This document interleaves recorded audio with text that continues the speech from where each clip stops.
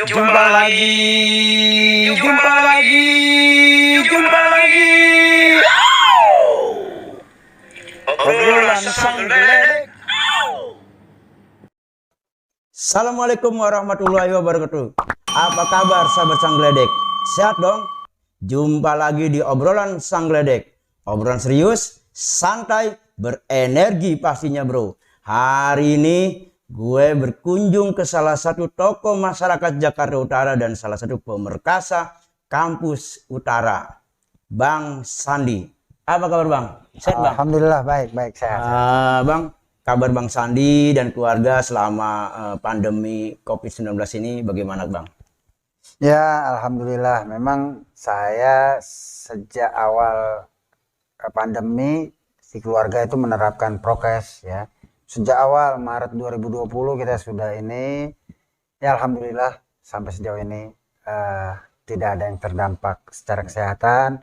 Kalau secara overall keseluruhan ada dampak, ya itu pastilah. Yang penting kita mengambil hikmahnya dari pandemi ini. Ya, artinya Sobat Sang Geledek, Bang Sandi aja masih melakukan prokes. Sahabat Sang Geledek, tolong prokesnya tetap dijaga. Jangan tenang-tenang aja, tapi prokes tetap dijalankan, aktivitas tetap berjalan. Nah, Bang Sandi, di bulan Oktober ini kan banyak sejarah-sejarah yang ada di kebangsaan kita. Yang pertama, 1 Oktober adalah Hari Kesaktian Pancasila. Tanggal 5 Oktober adalah hari lahir Tentara Nasional Indonesia. Selamat ulang tahun Tentara Nasional Indonesia. Dan yang terakhir ada 28 Oktober 1928. Ya. Nah, apa sih Bang korelasi antara Sumpah Pemuda 1928 dengan pergerakan nasional sehingga endingnya adalah 17 Agustus 1945? Ya sebenarnya kalau di antara ketiga peristiwa kesaktian Pancasila, TNI maupun Sumpah Pemuda secara kronologis nggak ada kan, malah terbalik kan. Iya. 1 Oktober tahun 65, 5 Oktober hari bersenjata itu tahun 1945. Kalau Sumpah Pemuda 1928, jadi malah jelas balik kalau urutannya gitu ya. Iya, urutannya. Tetapi pada intinya saya rasa pantaslah kalau bangsa Indonesia menyebut bulan Oktober ini sebagai bulan kebangsaan. Karena ini kan semuanya bicara kebangsaan. Termasuk hari bersenjata, hari TNI 5 Oktober itu. Iya. Karena bayangin negara yang baru berdiri merdeka, belum punya apa-apa kekuatan tempur, tapi punya tekad yang sama untuk menjaga tanah air tumpah darah bangsa Indonesia ini. Jadi itulah yang saya pikir runutannya adalah kebangsaan. Bangsa. 28 Oktober itu adalah pernyataan hasil keputusan Kongres Pemuda yang kedua. Ya, kalau Kongres Pemuda yang pertama itu kan tahun 1928. Waktu itu diketuai oleh Muhammad Tabrani. Sedangkan kalau Kongres kedua ketuanya adalah Sugondo dari Perhimpunan Pelajar Indonesia. Perhimpunan Pelajar Indonesia. Jadi PPI. Berlangsung dari 17 sampai 28 Oktober. Dan kemudian Muhammad Yamin menyodorkan rumusannya gitu loh, berupa kalimat yang sangat indah tapi penuh makna gitu. Kami putra-putri Indonesia Berbahasa satu, bertumpah darah yang satu, tanah air Indonesia, kemudian berbahasa satu, bahasa Indonesia, baru berbangsa satu, bangsa Indonesia. berarti 28 Oktober itu adalah konsensus nasional. Konsensus nasional. Yang akhirnya melahirkan jiwa kebangsaan ya Bang. Iya, jadi pernyataan konsensus nasional ya.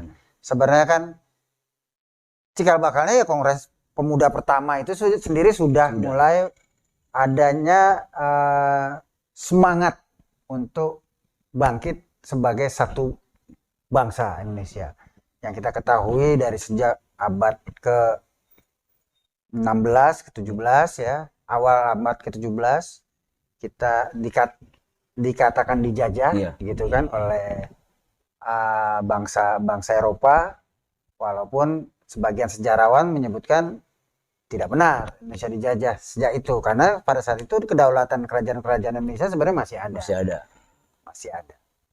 Tetapi yang perlu kita garis bawahi adalah penggunaan kata Indonesia ya, yang awalnya diinisiasi oleh dua sarjana Inggris Ya. pada tahun 1850, itu James R. Logan dan George Windsor Earl ya. Windsor Earl dua-duanya kebangsaan Inggris, pada sebuah majalah yang terbit di Singapura mengintrodusir nama Indonesia, masih pakai U, tapi kemudian Logan merubah menjadi Indonesia. Kemudian pada 1884 baru disebarluaskan atau digaungkan, dibuat menjadi lebih familiar, lebih terkenal oleh seorang etnolog ya, seorang etnolog dari Jerman, Adolf saya agak lupa itu namanya, itu 1884 dia buat dalam bukunya sudah menggunakan Indonesian gitu kan, tentang bangsa Indonesia. Kemudian oleh putra-putri bangsa Indonesia mulailah digunakan itu, terutama majalah Indonesia Merdeka itu 1924 ya, itu baru ada. Kemudian ya Kongres Pemuda 1926 dan 28. Nah, kalau kita melihat 1928, bagaimana pemuda nih, Bang Sandi, pemuda yang kata milenial dan era digital, bagaimana sih memaknai Sumpah Pemuda ini? Ya sebenarnya era apapun dan sampai kapanpun kita harapkan memaknainya tidak berubah. Justru kita seharusnya pemuda-pemudi kita itu harus lebih punya semangat kebangsaan. Semangat kebangsaan artinya bagaimana kita mengedepankan kepentingan bangsa di atas kepentingan golongan. Bayangin aja 1926 Kongres Pemuda pertama ataupun 1928 Kongres Pemuda Indonesia, Pemuda kedua, Republik Indonesia belum ada ya kan. Kita masih kerajaan-kerajaan, kita masih bahkan yang terbesar itu juga etnik Melayu yang dari sepanjang Sumatera sampai juga Pulau Jawa, toh bisa membangun konsensus dengan mengesampingkan ego kesukuan dan sebagainya. Nah, seharusnya sekarang itu lebih menonjol. Hanya kita sayangnya kemudian kita menjadi luntur gitu. Ya. Nah, ini yang saya lihat. Belakangan ini ada isu tentang bagaimana 78, ada yang bilang 90% tanah di Indonesia dikuasai oleh segelintir orang. Nah, ini kan seharusnya bisa memicu rasa keprihatinan sebagai sebuah bangsa yang sekian hampir 100 tahun yang lalu, berarti kan 100 tahun kurang 7 ya. Iya, benar. Hampir 100 tahun yang lalu itu mendeklar bertumpah darah satu tanah air Indonesia gitu. Tumpah darah itu kalau dibuka kamus besar bahasa Indonesia artinya tempat kelahiran. Bukan tempat kita lahir, bukan sekedar tempat kita lahir. Tempat kelahiran itu, homeland itu memiliki nilai sakral gitu. yang seharusnya ini kemudian dimiliki bersama secara relatif merata lah oleh anak-anak bangsa kita. Tetapi toh isu ini tidak menggerakkan, seakan kan cuma hal lalu begitu saja di telinga para pemuda Indonesia, tidak ada reaksi apa-apa. Kalau menurut saya soal apakah benar data itu atau ini itu hal lain, tetapi harusnya ini memicu suatu keprihatinan yang kemudian mereka menyelidiki, benar nggak sih? Apa yang melatari? Normal nggak gitu?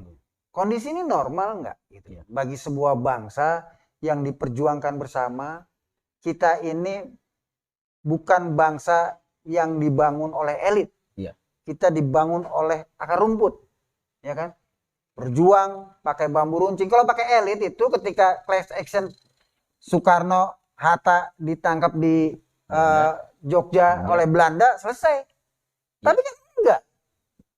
Anak-anak bangsa, anak-anak tukang sayur, bahu-membahu dengan angkatan bersenjatanya yang juga asalnya anak rakyat. Sudirman siapa? Seorang guru tadinya sebelum ikut ke peta. Dan yang lain-lainnya juga siapa? Gitu kan? Semua anak rakyat. Gak ada elit gitu. Beda dengan Amerika. Merdekanya Amerika itu elit. Beda dengan kemudian bagaimana bangsa-bangsa para ini di Inggris kemudian menjadi satu kerajaan, itu elit, feodal. Tapi Indonesia justru yang tadinya adalah kerajaan-kerajaan, tapi ketika merdeka itu rakyat, gitu loh.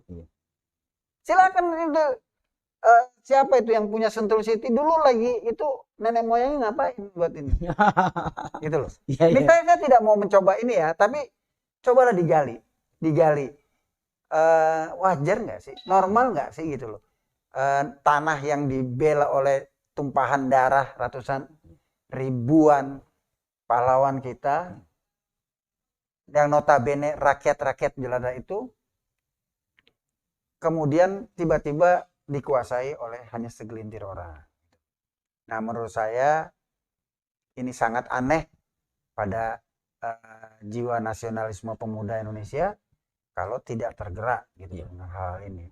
Dan banyak lagi hal gitu loh, kekayaan alam, laut kita dimasuki oleh kapal-kapal asing. Kapal-kapal perang asing bisa seenak-enaknya memasuki lintas batas laut Indonesia tanpa menghargai kedaulatan bangsa. Ini menurut saya aneh gitu. Aneh.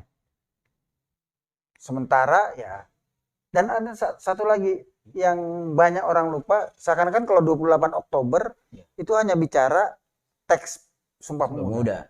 Padahal pada Kongres Pemuda kedua itu juga ditetapkan lagu kebangsaan Indonesia. Indonesia Raya ya. W.R. Supratman, ya kan, Wage Rudolf Supratman menciptakan itu, kemudian diputuskan sebagai lagu kebangsaan juga di Kongres Pemuda 28 Oktober 1928. Berarti seharusnya pemuda saat ini menggerakkan teknologi dan lain untuk dan mencerdaskan kehidupan bangsa. Mencerdaskan kehidupan bangsa, tetap mempersatukan bangsa. Karena itu konteksnya bagaimana kita menjaga anugerah. Jadi kalau menurut saya gini, saya selalu bilang gini, kemerdekaan Indonesia adalah anugerah. Tetapi mengisinya itu adalah pilihan kita. Gitu. Kenapa saya bilang anugerah? Oh, itu kan juga ada usaha. Iya, benar. Tetapi kalau enggak karena bom karena Jepang bertekuk lutut oleh sekutu, ya mungkin kita tidak semudah itu juga untuk merdeka, ya kan? Iya, benar-benar. Terus kita juga ingat bahwa dengan takluknya Jepang, Vietnam boleh dibilang dimerdekakan oleh China, akhirnya jatuh ke tangan komunis. Tapi Indonesia berkat kesigapan pemuda-pemuda kita untuk memaksa memerdekakan diri, walaupun ketika itu Bung Karno menyatakan kita belum siap, tapi tetap dipaksa untuk memerdekakan, ya alhamdulillah kita ada. Itu menurut saya given, anugerah yang dalam pembukaan Undang-Undang Dasar atas berkat rahmat Allah, ya kan? Itu kita declare dengan kesungguhan hati. Tetapi mengisinya adalah choice, pilihan kita. Kita mau gimana? Mau kita jual tanah air ini kepada asing? Mau kita jual tanah air ini kepada segelintir orang? Atau ayo kita bangun, kita manfaatkan bersama sebesar-besarnya untuk kesejahteraan bangsa Indonesia, untuk kecerdasan anak cucu bangsa Indonesia. Ya, yang itulah yang menjadi tugas pemuda-pemuda sekarang. Nah, bagaimana Bang? Ada satu buah program di Jakarta Utara yaitu Era Bangkit dari Utara.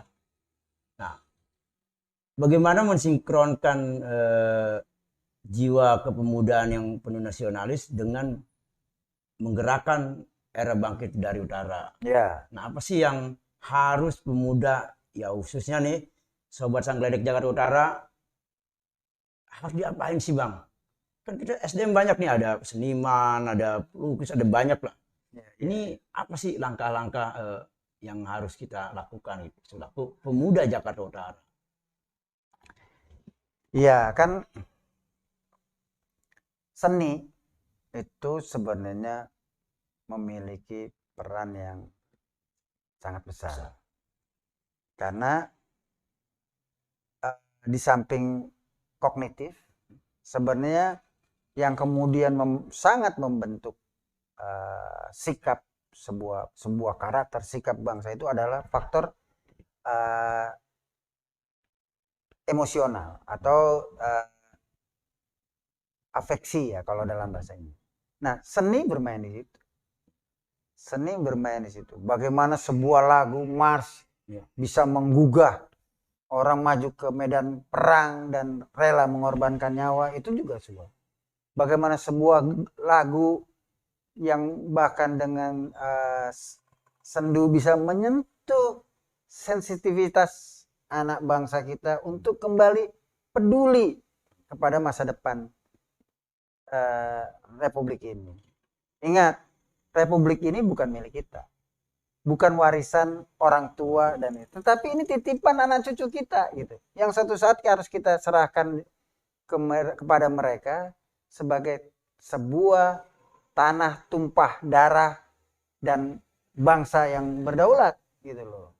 Nah, ini saya rasa teman-teman di Era Bangkit, dan saya rasa kita harus Era Bangkit ini harus kita jadikan bagian dari masyarakat utara yang kemudian nanti spektrum pencerahannya menyebar ke seluruh negeri ini dengan melalui pendekatan-pendekatan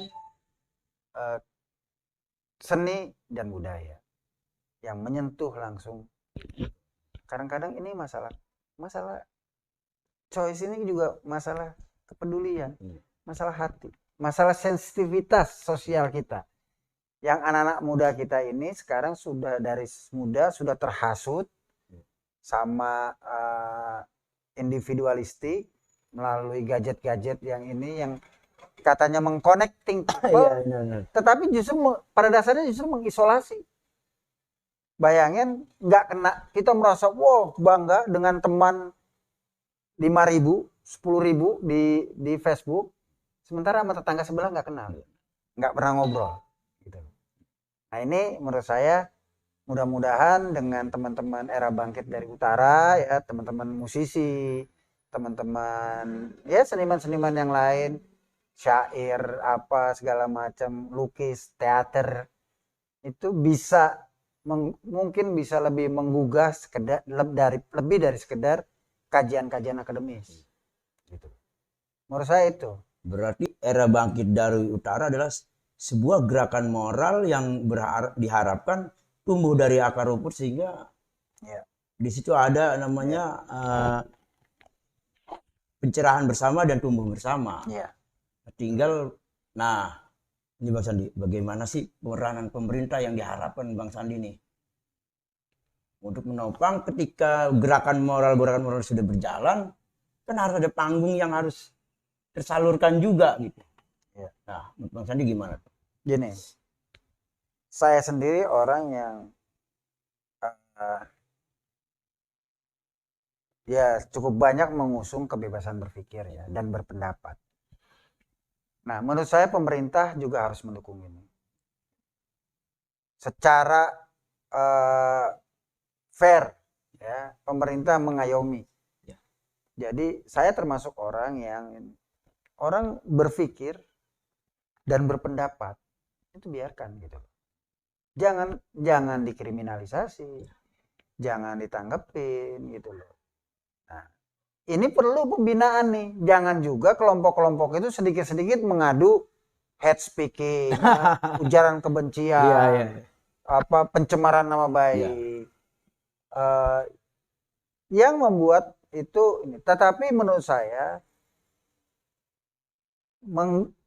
seperti kalau ini Tutwuri Handayani mendorong anak-anak generasi muda ini membangun kultur yang tetap santun, ya, ilmiah gitu kan, dan berbasis budaya bangsa kita gitu ya. Yang ya saya pikir kita udah bangsa yang rumpun yang sudah sangat tua juga gitu loh ya. Kita dikenal walaupun dengan berbagai istilah Melayu kah, Jawa kah dulu, sudah terkenal sampai ke mancanegara gitu kan. Saya rasa itu bisa kita jaga, kita bangun konsensus bersama dengan itu gitu. Yang penting jangan biar dia berdialektika ya kan. Sobat Sang Gledek, mari kembali ke ruh Sumpah Pemuda 1928, bahwa memang negeri ini dilahirkan dari konsensus bersama, dan dari perbedaan itulah akhirnya ada Republik Indonesia. Iya, betul. Karena Pancasila sendiri menampung kemusyawaratan yang adil, kemudian yang adil dan beradab, ada persatuan Indonesia, ada permusyawarahan, ada lagi yang namanya kesejahteraan sosial bagi seluruh rakyat Indonesia. Nah Bang, ini yang terakhir Bang. Ya. Harapan Abang nih untuk, ini saya kan beberapa ketemu sama teman-teman komunitas, pejuang-pejuang mutiara-mutiara kecil yang ada di Jakarta Utara, mungkin nanti ada lagi di seluruh Indonesia. Ya. Apa sih yang Abang ingin memberikan satu kata kunci untuk mereka agar mereka tetap semangat mempertahankan nilai-nilai Sumpah Pemuda? Ya, yang ingin saya sampaikan, negeri ini adalah tumpah darah kalian yang menjadi hak sepenuhnya kalian sebagai generasi penerus bangsa. Kami ini mungkin ya dengan segala kurang lebihnya hanya bisa sampai di sini. Cuman kita berharap bangkitlah, rebut kembali kedaulatan bangsa ini ya, yang sudah dikuasai oleh oligopoli segelintir orang yang menguasai begitu banyak sumber daya negeri ini. Bangkitlah dan rebut kembali. Jangan mau dipecah belah, jangan mau diadu domba. Semua bersatu seperti para pendahulu kita pada 1928, mau itu Jong Islamiten Bon, mau itu Jong Ambon dan yang lain-lainnya gitu kan, Jong Batak gitu kan, Jong Sumatera, itu bisa menyatu gitu. Ayo satu, kedepankan Indonesia. Jangan mau dipecah belah sama oligopoli. Mereka senang merampok, merampas kekayaan negeri ini karena kalian dipecah belah.